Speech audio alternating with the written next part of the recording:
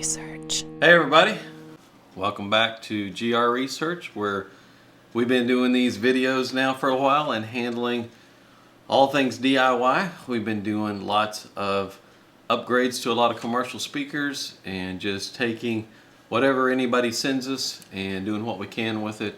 And today is no exception. We got another upgrade that we've been sent to work on here. This Sonus Faber Venere 2.5, I think is what they call it. It's a good looking little speaker. Cabinet is real sexy shaped, beautiful gloss finish, gloss top, slanted top, nice covering that goes over the front that finishes out the look of the speaker really nicely. It gives the tweeter a little bit of a waveguide. All of that worked out really well. So customer's not completely thrilled with how they sound, and I was sent this one to see what we can do with it. Of course, first thing we do is measurements and testing and see what it's doing, see what's wrong with it, see if there's anything we can do. We evaluate every aspect of it and then give recommendations. So let's dive into what we found this week. First of all, to take this front panel off in order to get to the drivers required ordering a special tool.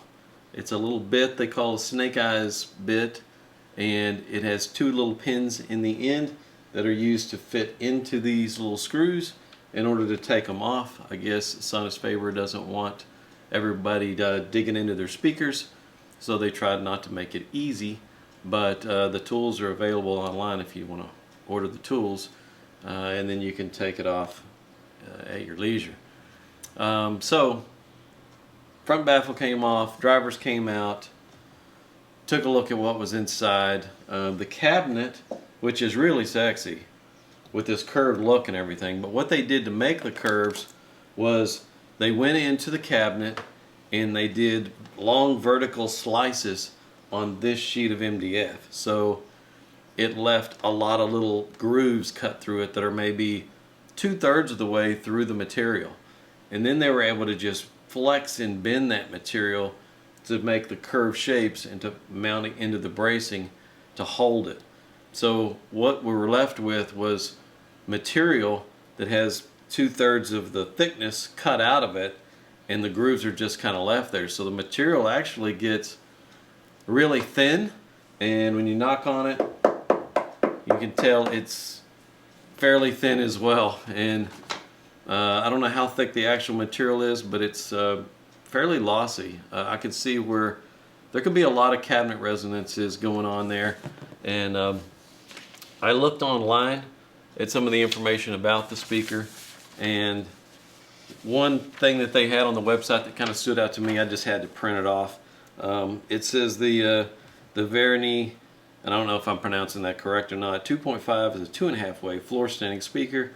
The Leary shaped cabinet structure ensures structural strength and control of spurious resonance, creating a listening experience that is clear, detailed, and extremely dynamic. Well, I don't know that the shape is handling any spurious resonances, but it's definitely pretty thin and probably resonates quite a bit on its own. So first thing I would do if you own these things, go in, take the whole thing apart, get some rock hard water putty or something and fill in all those gaps that are in between those cut areas to solidify that a little bit, and then line this whole thing with no res, stiffen up these cabinet walls a little bit, take away that resonance. That's got to improve the bass response quite a bit and clean up the vocal region as well. So there's one upgrade you can do to it without really doing anything else. Next, I looked at the binding posts. It's got a dual set of binding posts on the back, look real fancy. And I noticed when sticking the magnets to it, and I don't know if you can tell, but it is slightly magnetized. There is some steel in the binding post, and then of course there is a steel nut on the back side that is not stuff you want to have in your signal path. You don't want parts that are ferromagnetic. That's going to disrupt the signal. This is bad. It looks pretty, I know, but not a lot of thought there going into this. It'd be easy to go in and replace one set of these with some tube connectors, get this stuff out of the signal path and improve the signal transfer. That would be one way you could clean up the sound of it significantly across the board. Also, we took a look at the crossovers that were in these things. Man, now these speakers are about $2,500 a pair from what I could see online, so getting up there in a reasonable price point where you'd expect to start seeing reasonable quality. And you could see that in the drivers. The tweeter is, you know, it's not a really super high-end tweeter like what we use in our XLS Encore or X Series products. It doesn't have a hollowed out pole piece, it doesn't have a damped rear chamber, it doesn't have a low FS. It's just a traditional dome tweeter, but it's not bad. I like the faceplate they put on it, it looks nice, but not a lot special on the other side. The drivers, I'm not really sure what this material is. It looks a little like carbon fiber, but it's certainly not carbon fiber. It may be some type of polypropylene or fiberglass polycomposite or something. It has a nice natural damping quality to it, and it may sound okay. It had a cast frames, reasonable motor structure, nothing fancy there, but nothing bad. So reasonable quality drivers, but then really poor quality crossover. This is what is very much like a lot of the budget speakers we've been looking at. A lot of those $300 and under speakers, $600 and under speakers that are just full of cheese. This is one of those too. It's pretty cheesy. It's got a large iron core inductor that's on the lower woofer. That's okay. It's not playing up very high. You can get away with a large iron core inductor there. The rest of the parts though, you know, you don't want iron core inductor in your path to your mid-range driver, and you certainly don't want all these electrolytic caps and sandcast resistors and things like that. I mean, man, it's got a couple little poly caps probably in the tweeter circuit, one little air core inductor that may be tweeter circuit also, but pretty cheesy. Not what I would expect to see in a speaker that's $2,500 or more. You know, definitely a lot of upgrade potential there by getting this stuff out of the signal path and improving all of that. So, how'd the thing measure? Let's take a look at that. You know, in some ways the measurements weren't bad at all. The on-axis response is fairly smooth. I mean, it could be plus or minus 2.5 dB range. But if you look at the crossover itself, you'll see that the tweeter's range it's got a low order filter and it's a little choppy. And there's a little bit of choppiness starting at above 2K hertz. You've got some roughness there, so not as smooth as it could be. The woofer's response has a little bit of a knee before it drops, so not a smooth roll off there either. The horizontal off axis, as you start going off axis, you know, left or right, looked really good. Nice and smooth roll off there. Nothing going on there that would be of any problem. The vertical off axis, that is as we're moving up with the microphone, also looked pretty good. We're not seeing any out of phase issues with the drivers. So it's very much in phase, on axis and above axis. As we went the other way, as I took the microphone and started coming down so that the tweeter is getting further away in time versus the woofers, then we got to seeing a pretty good little dip in the vertical off axis in the downward plane, which is not bad because a lot of that reflection from your floor may be a carpeted floor, so maybe not as big of an issue there. The impedance response was a little imbalanced. The tweeter's impedance was a little higher, and there's a pretty heavy rise at the crossover point. Not a real balanced impedance curve. It dipped to a little over 4 ohms, I think, down at the bottom. Actually, 3.8 ohms was a minimal dip, and the tuning frequency of this front port was 34 hertz. So tuned fairly low. I'm sure it plays pretty low. And if you've got a amplification that can handle a 4 ohm load, you shouldn't have any problem. The most impressive measurement on the whole speaker, I saved this one for last, was the spectral decay. The spectral decay was pretty clean. as clean as any of the things that walk in the door.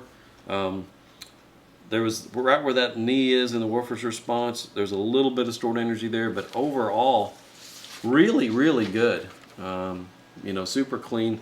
The drivers aren't storing any energy or showing any ringing, so all of that was good. So what I had to do then was connect these drivers to their own, you know, to new sets of wiring, run it out the back through the old binding post hole, and start putting a new crossover on the back of this thing and measuring it as I go, taking a look at the frequency response, going back and forth between that and the spectral decay and the impedance curves, and balancing everything out and try and smooth out the response, take care of the problems, and see what I could do with it. So here's what we ended up with.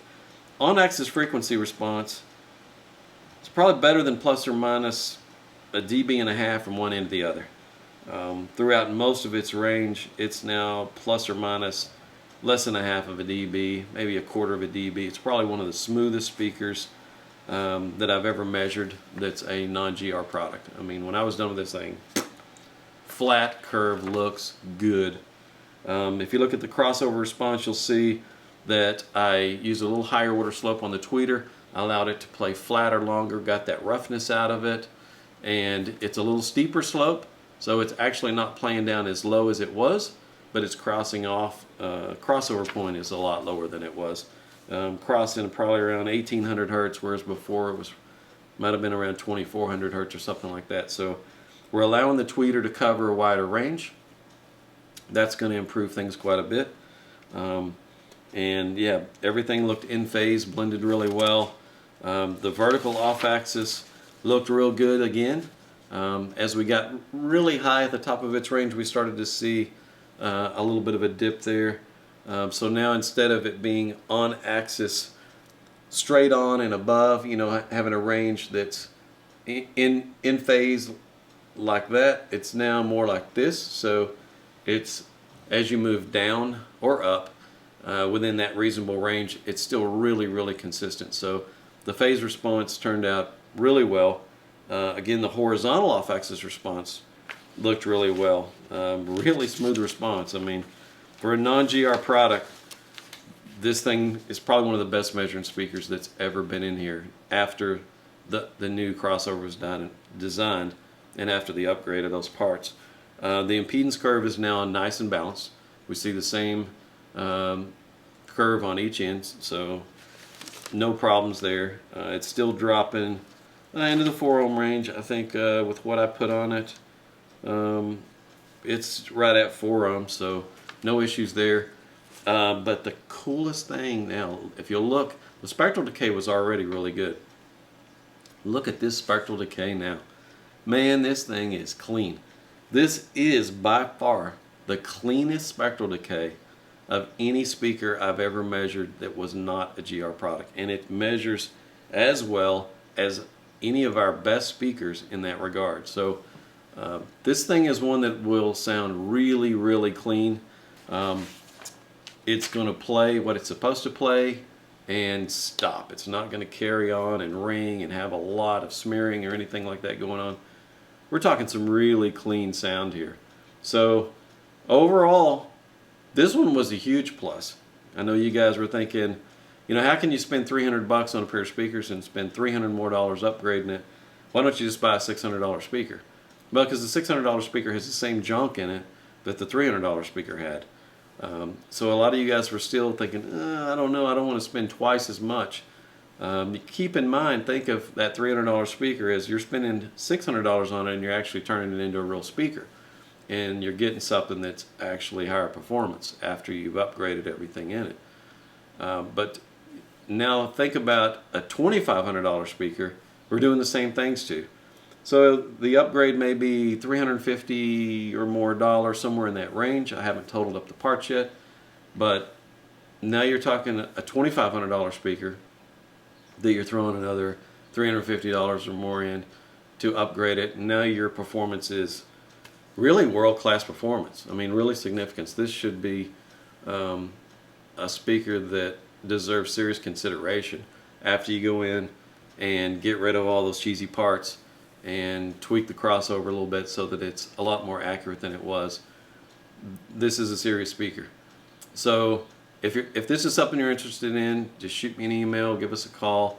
I haven't had a chance yet to total up everything, but it should be right there in that range. No res, tube connectors, all new wiring, sonic caps throughout the circuit, all air core inductors. We'll use some Mills resistors. We'll get this thing to perform into significant levels. That's it for this week, and if you would click on the subscribe button if you haven't, so you're subscribing, and the little bell notification if you haven't clicked that yet, that will give you notification of when we have a new one that comes up. And that's all for this week. Thanks for joining, thanks for stopping in, and one more upgrade down. Be sure and tune in next week too. I've got something really special for you guys next week. Have a good one.